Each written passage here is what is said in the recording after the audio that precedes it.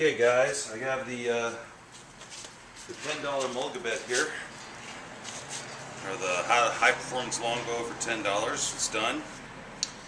You can see it's been painted, and I've added some accessories to it.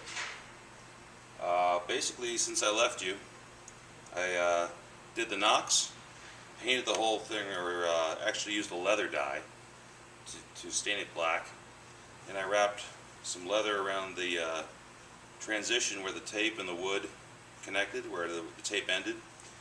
I wrapped the handle and the other side. I'll give you a close-up of the leather in a minute. Added a string, served the string, put the silencers on, and I think it just turned out a lot better than I thought. I haven't used this color combination before, but I think it's just gorgeous. I came into some buckskin. Not sure where it came from. It was one of those magical, mysterious buckskin fairy moments. Actually, thank you, King, for the buckskin, and it made a beautiful handle. Let me show you the way it turned out. Actually, I don't want to get out of the sun here, but wrap the leather here. You know what? I'll grab the camera.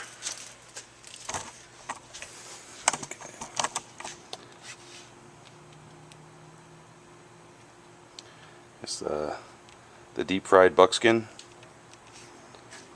and this is Latigo lace, so it's a very strong wrap. But the reason I put one leather on top of the other is you can see I shot a couple of arrows already, and the buckskin is going to eventually it'll wear out, and you need to be able to replace it.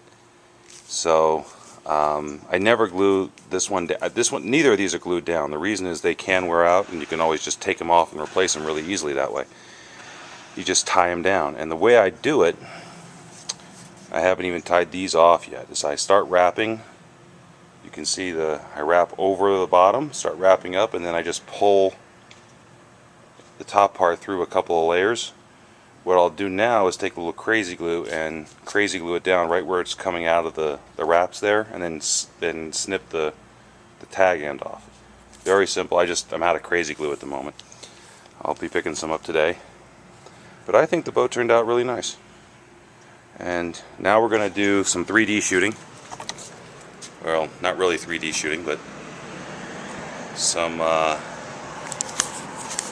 nice shooting. Let's see where I need to stand here.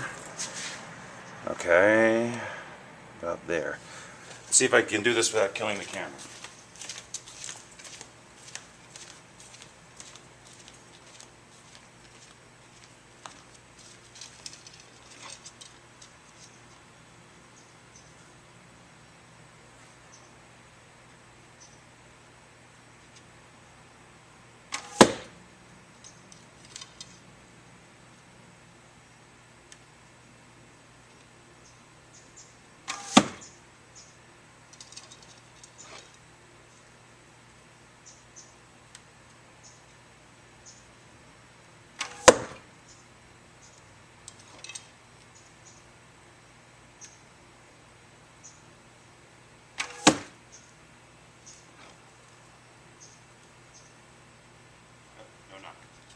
Okay.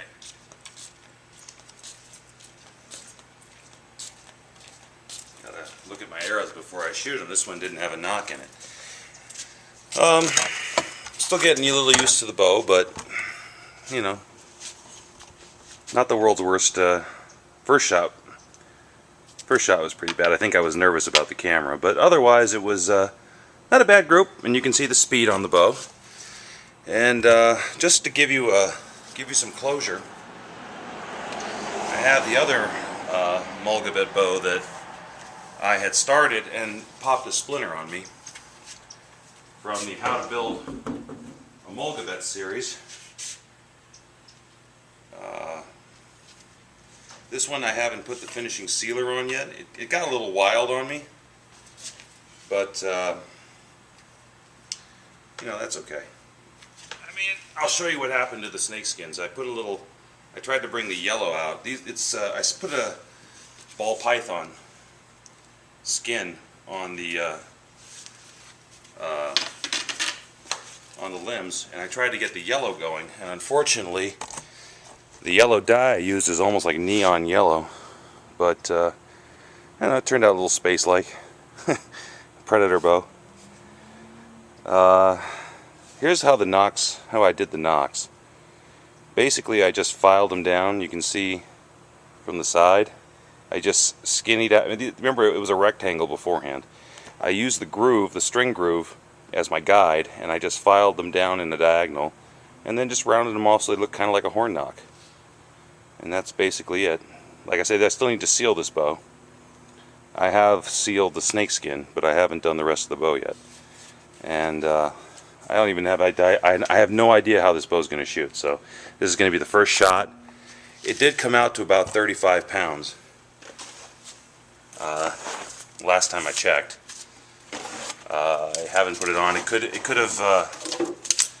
be a little more, could be a little less. We'll see. Which one doesn't have a knock? This one.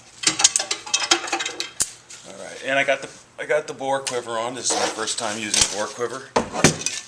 Gotta say, I absolutely love it. I'm surprised the arrows aren't rattling more.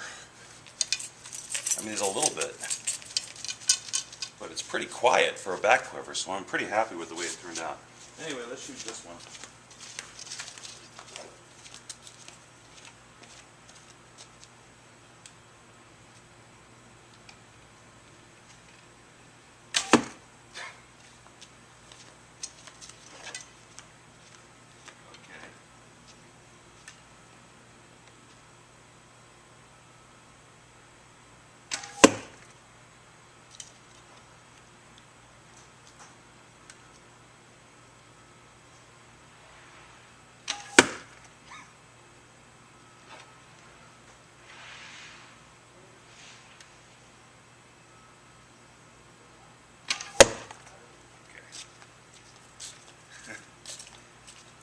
You want to know why I'm laughing?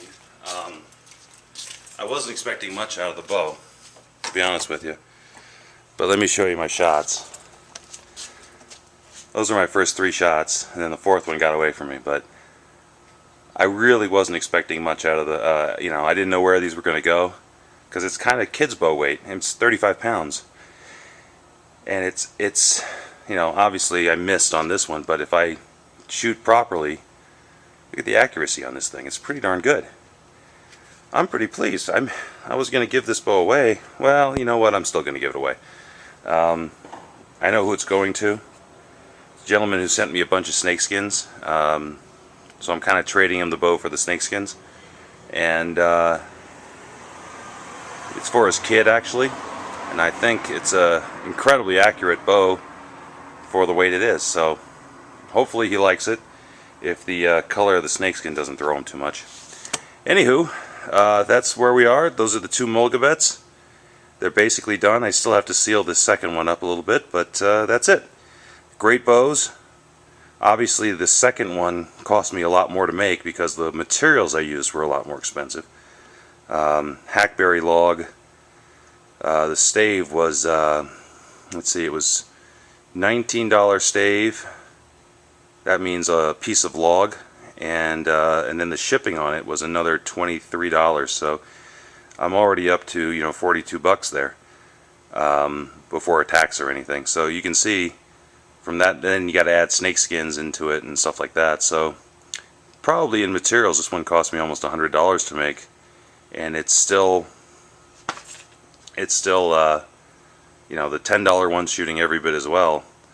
It's just a different materials, This one though was shooting a lot faster and would have be a lot more resilient at a lot heavier weight if it hadn't popped that splinter. That's really the difference. Red oak will only take, in my opinion, red oak will only take you so far. So if you want a starter bow, you want to get into it, you can obviously get up to almost 50 pounds. I've heard of people building big, heavier ones, but in the end, I really think that they don't last. So thanks for watching, guys. Any questions, any comments, please let me know. And I'm Mike from Boyer Bows. We'll see you soon.